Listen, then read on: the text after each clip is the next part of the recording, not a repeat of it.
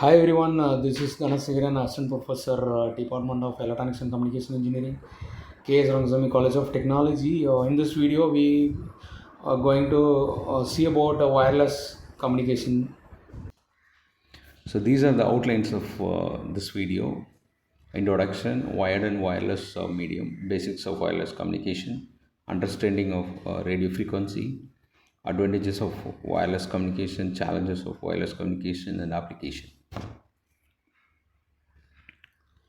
So, in introduction, wireless communication is a method of transmitting data or sharing information between two or more devices without the usage of physical wire or cables. So, instead of using cables, it uses radio waves or we can say RF or other types of electromagnetic waves to send a signal through the air or space.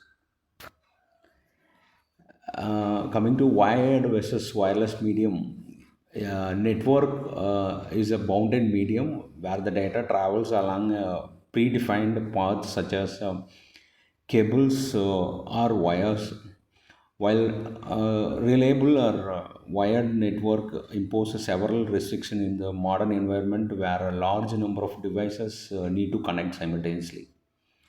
So if you take an example, if you wish to connect 10 or more devices around you, so in the time each device would require its own physical port. That is highly impractical solution. So this is where the wireless network shines. So by eliminating the need of physical wiring, wireless communication offers mobility, convenience, and easy scalability. So multiple devices can connect to the wire to the network easily and simultaneously, simply by being within a wireless coverage area by using the wireless medium. So this is an important standards you should know about the wireless and wired network. And the wired network comes under IEEE standards 802.3. So what is IEEE? IEEE is the Institute of Electrical and Electronics Engineer. It's a organization responsible for developing and managing these standards. So for wireless network comes under IEEE standard 802.11. So this is a standard IEEE standard and the purpose and the example.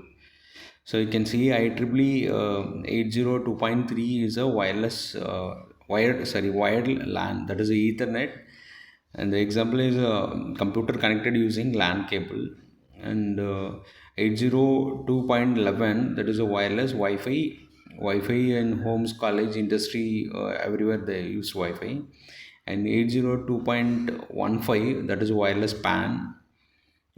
Example is a Bluetooth and Zigbee.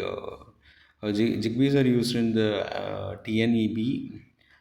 802.16, that's wireless MAN. The example is a wireless MAX. And 802.1, that is network management and bridging. That is a VLAN. And 2.5, it's a token ring, and 2.4 is a token bus. So both used an IBM token and industrial network. So coming to the basics of wireless communication. So wireless communication works by transmitting signal through the free space using radio frequency. So one device act as a transmitter and another one receiver. The sending RF signal through an antenna.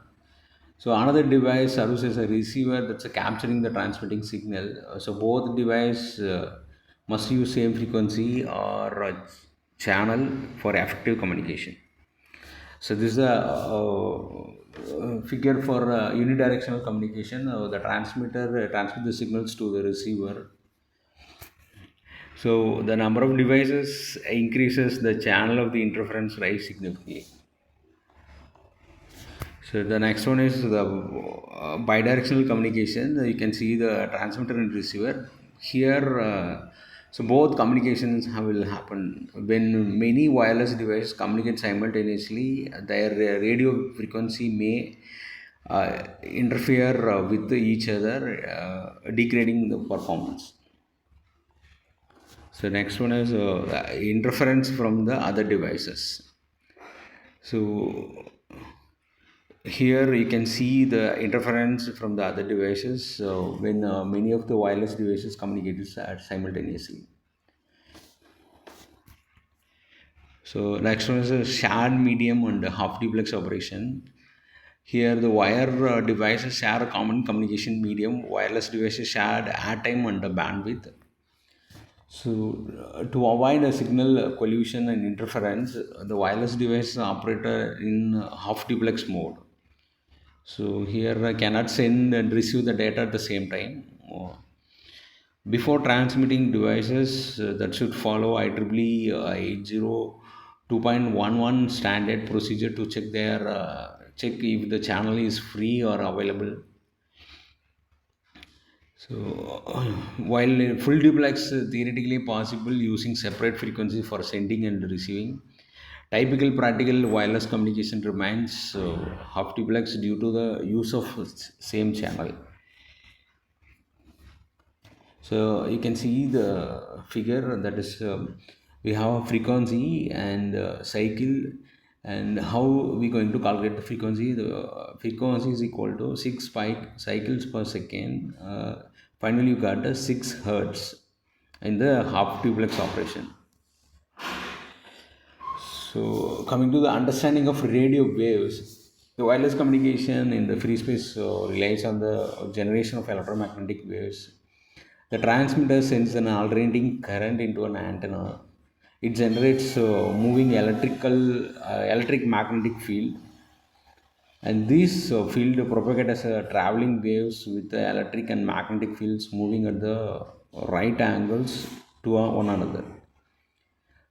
To sustain a wave propagation, the current must alternate cycling. So this is a wave propagation with the antenna in the radio frequency.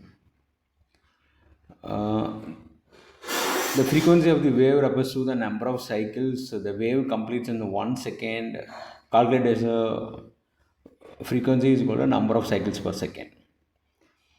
In antenna in our daily lives send out the electromagnetic waves in the all direction, like waves traveling in water when a stone is dropped into the water body.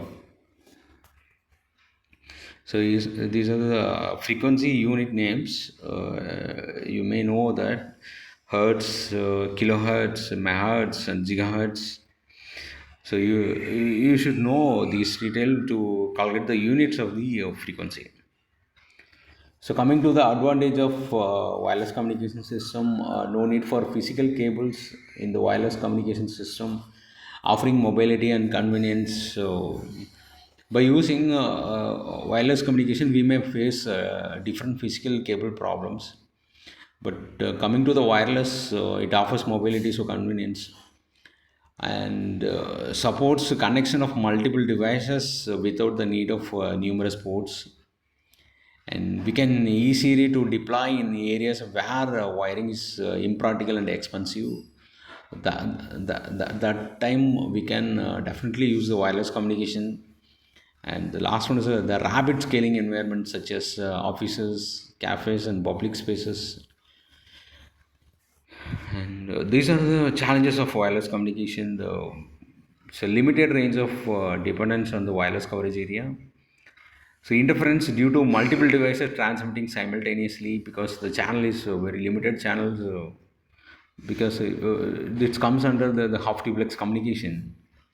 The same channels used for the transmitting and receiving. And coming to the security concern must be actually so managed to prevent the unauthorized access, and the periodic maintenance is required to keep the communication channel reliable. So after watching this video, try to answer these questions and go through these questions and answer this question.